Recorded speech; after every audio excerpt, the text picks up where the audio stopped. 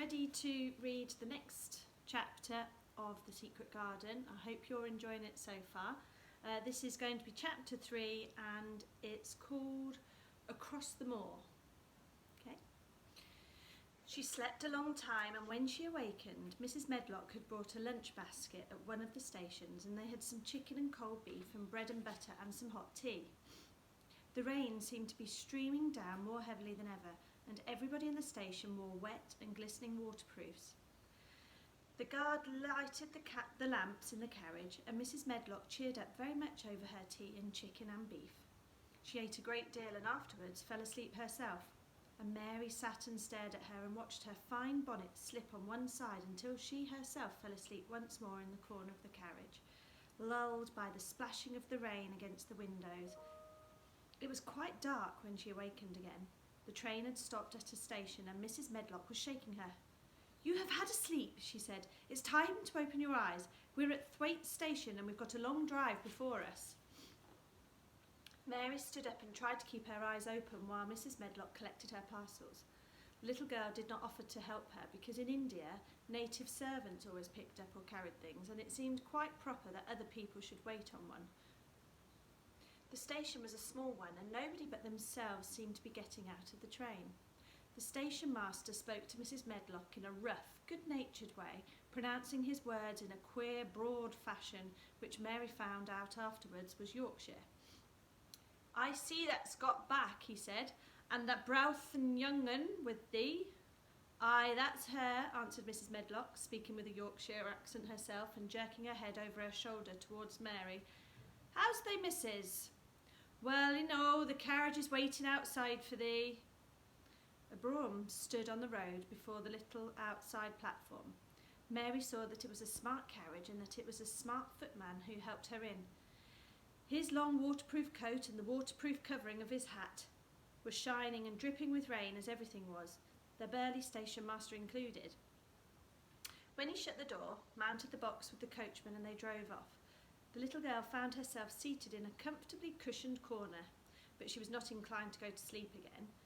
She sat and looked out of the window, curious to see something of the road over which she was being driven to, the queer place Mrs. Medlock had spoken of.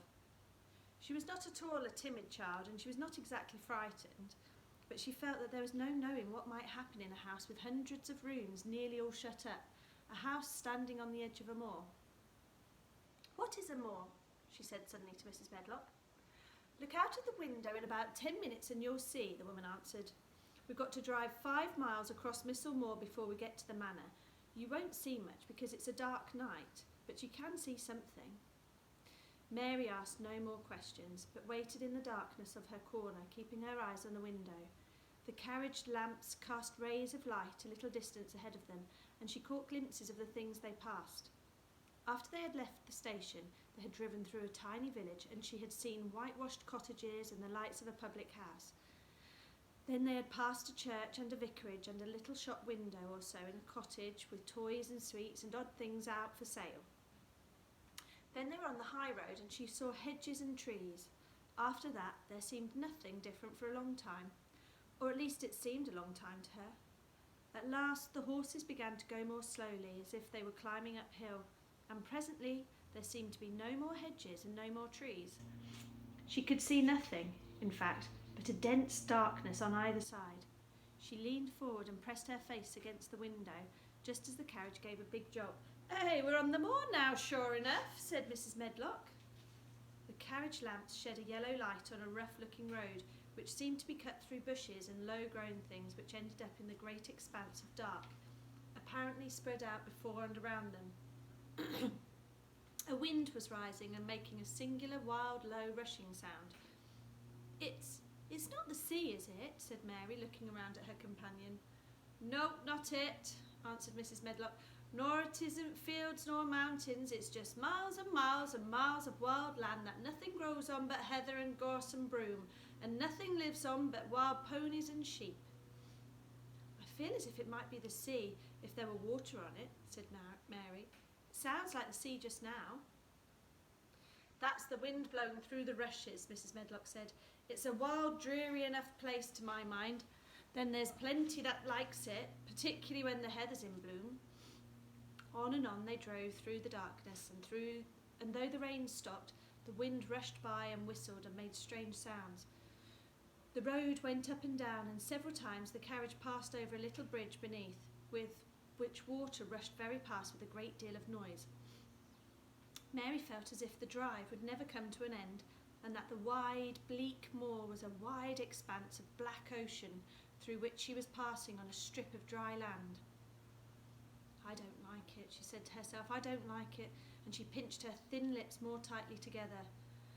The horses were climbing up a hilly piece of road when she first caught sight of a light. Mrs. Medlock saw it as soon as she did and drew a long sigh of relief. "Hey, I am glad to see that bit of light twinkling," she exclaimed. "It's the light in the lodge window. We shall get a good cup of tea after a bit, at all events." It was after a bit, as she said, for when the carriage passed through the park gates there was still 2 miles of avenue to drive through, and the trees, which nearly met overhead, made it seem as if they were driving through a long dark vault. They drove out of the vault into a clear space and stopped before an immensely long but low-built house which seemed to ramble round a stone court. At first Mary thought that there were no lights at all in the windows, but as she got out of the carriage she saw that one room in the corner upstairs showed a dull glow. The entrance door was a huge one made of massive, curiously shaped panels of oak, studded with big iron nails and bound with great iron bars. It opened into an enormous hall which was so dimly lit that the faces in the portraits on the walls and the figures in the suits of armour made Mary feel that she didn't want to look at them. As she stood on the stone floor, she looked at a very small, odd little black figure, and she felt as small and lost and odd as she looked. A neat, thin, old man stood near the manservant who opened the door for them. "You are to take her to her room," he said in a husky voice. "He doesn't want to see her. He's going to London in the morning."